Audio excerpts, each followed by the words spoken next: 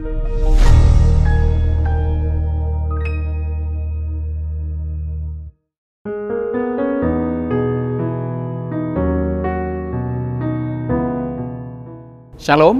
saudara-saudara sahabat rohani yang dikasihi Tuhan. Sebelum kita memasuki renungan ini, marilah kita berdoa. Kasih karunia dan damai sejahtera daripada Allah dan dari Tuhan kita Yesus Kristus menyertai kamu. Amin. Sahabat rohani yang baik hati, firman Tuhan renungan bagi kita pada saat ini adalah dari Filipi 3 ayat 13. Demikian firman Tuhan. Saudara-saudara, aku sendiri tidak menganggap bahwa aku telah menangkapnya. Tetapi ini yang kulakukan. Aku melupakan apa yang telah di belakangku dan mengarahkan diri kepada apa yang di hadapanku. Tema renungan kita adalah lupakan yang di belakangmu dan yang lalu. Mari kita mengejar apa yang ada di depan kita, yaitu mengejar Kristus Tuhan kita. Sahabat rohani yang dikasihi Tuhan Yesus Kristus, ada sebuah cerita mengenai seorang lelaki yang secara perlahan mengalami demensia, kehilangan ingatan. Setelah pemeriksaan dokter, lalu sang dokter mengatakan bahwa dengan sebuah operasi pada otaknya mungkin akan bisa mengubah kondisinya serta memulihkan ingatannya. Namun setelah dioperasi, operasi itu sangat sulit karena bila satu saraf terluka maka menyebabkan kebutaan total. Sang dokter bertanya dengan hati-hati, jika harus memilih mana yang ingin Anda pertahankan, penglihatan Anda atau ingatan Anda. Lelaki itu mempertimbangkan pertanyaan sang dokter itu selama beberapa saat, serta kemudian memberikan jawaban. Saya memilih penglihatan, karena saya lebih suka untuk melihat kemana saja akan pergi, daripada mengingat dari mana saja saya datang. Sahabat rohani yang dikasihi Tuhan, Seth Chelpey, pemain bisbol Amerika terkenal, satu kali pernah berseloroh. Dia berkata, jangan melihat ke belakang. Sesuatu mungkin akan menabrakmu di depan sana. Sebaliknya, George Santayana, seorang pemikir dan penulis asal Spanyol, menulis, siapa yang tidak dapat mengingat masa lalu akan dihukum dengan cara mengulangi masa lalunya. Mana yang kita pilih? Mana yang terbaik dari dua pandangan ini? Apakah kita akan berjalan terus tanpa pernah menoleh ke belakang, ataukah kita akan terus-menerus melihat ke belakang? Sahabat rohani yang dikasihi Yesus Kristus, dalam Filipi 3 ini, Rasul Paulus membuat pilihan rohani bagi dirinya untuk melupakan apa yang terjadi di belakang atau di masa lalu, dengan segala keberhasilan dan kegagalannya. Yang terpenting baginya adalah mengarahkan pandangan ke tujuan, yaitu memperoleh perkenaan Kristus. Paulus melihat dirinya seperti seorang pelari dalam suatu perlombaan yang mengarahkan segenap kekuatannya serta maju dengan sungguh-sungguh memusatkan pikiran agar tidak gagal dalam mencapai garis finish. Hal ini dinyatakan dalam Ibrani 12 ayat 1. Karena kita mempunyai banyak saksi, bagaikan awan mengelilingi kita. Marilah kita menanggalkan semua beban dan dosa yang begitu merintangi kita, dan berlomba dengan tekun dalam perlombaan yang diwajibkan bagi kita. Sahabat rohani yang baik hati, Rasul Paulus memandang surga sebagai kebahagiaan. Ia bersedia melakukan apapun, bahkan menderita untuk memperoleh kebahagiaan bersama Bapa surgawi. Pengharapan serta pandangan akan hal itu membuatnya memiliki sebuah keberanian yang luar biasa serta ketabahan dalam menghadapi kesulitan untuk melaksanakan tugas panggilannya. Mereka terkadang bergumul dengan sebuah persoalan yang berat. Memang kita perlu merenungkan apa yang kita lakukan di masa lalu. Apalagi itu masa-masa gelap dalam kehidupan kita, serta memohon pengampunan pada masa kini kepada Tuhan.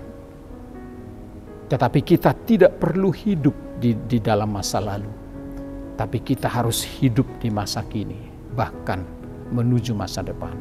Ketika kita mengakui dosa, dosa itu telah dikubur di laut yang paling dalam. Rasul Paulus mengakui semua kesalahannya di masa lalu, memohon pengampunan Allah di masa kini, kemudian mengarahkan hidupnya untuk menjadi serupa dengan Kristus. Sahabat rohani yang baik hati, pesan renungan ini bagi kita, hidup tanpa tujuan akan menjadi sia-sia. Semua usaha kita akan berakhir dengan kekecewaan, kehampaan, kelelahan, dan frustrasi. Tujuan kita sebagai orang percaya telah ditetapkan oleh Allah, yaitu hidup kekal, kebangkitan dan hidup bersama-sama Allah di surga.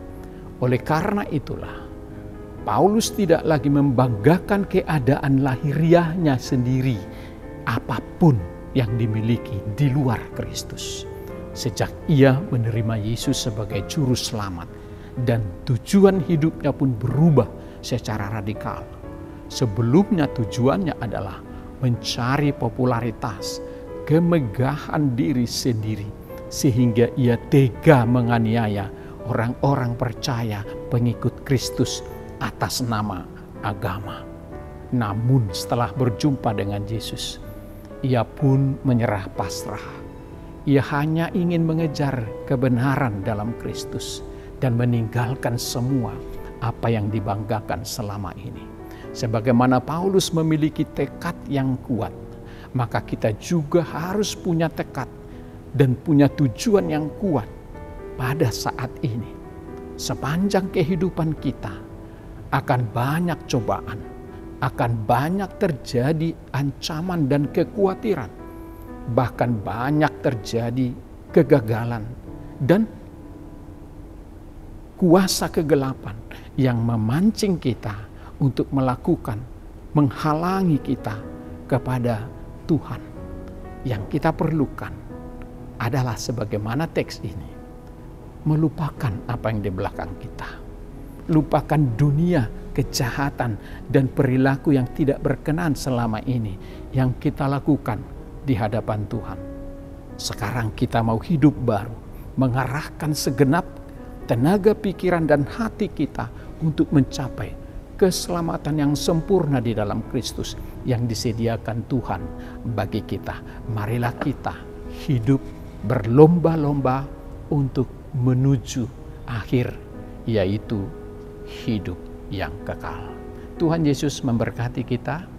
Amin. Mari kita berdoa. Terima kasih ya Tuhan atas firman-Mu yang menyapa kami saat ini. Sebagaimana Paulus mengatakan, lupakan yang di belakangmu, arahkan segenap hidupmu kepada Kristus.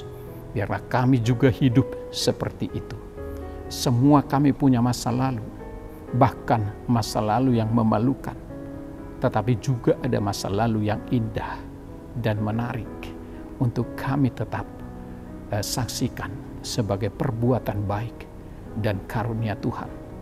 Tetapi masa lalu yang kelam, yang gelap, yang membebani kami, harus kami tinggalkan untuk menatap ke masa depan, di mana pengharapan kami yang sudah tersedia oleh kasih Kristus, yaitu kehidupan kekal, sudah menanti kami semua.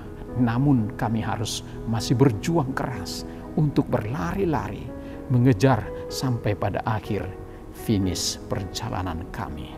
Di tengah perjuangan ini Tuhan, banyak hambatan, banyak yang kami harus hadapi, kesulitan, kesusahan, cobaan, agar kami terganggu oleh perlombaan iman untuk mencapai garis akhir. Karena itulah tolong bimbing kami melalui Roh Kudus-Mu, sehingga kami boleh dibantu untuk berlari, mengerahkan pandangan fokus dengan segenap tenaga, berlari-lari untuk mencapai garis akhir perjalanan hidup kami. Terima kasih Tuhan. Hari ini kami mohon berkat Tuhan, biarlah kami semua bersama anak-anak, keluarga yang kami kasihi, mengerahkan segenap tenaga, hati dan pikiran kami untuk melihat ke depan, di mana Kristus adalah tujuan perjalanan kami, menjadi akhir dari setiap langkah kami.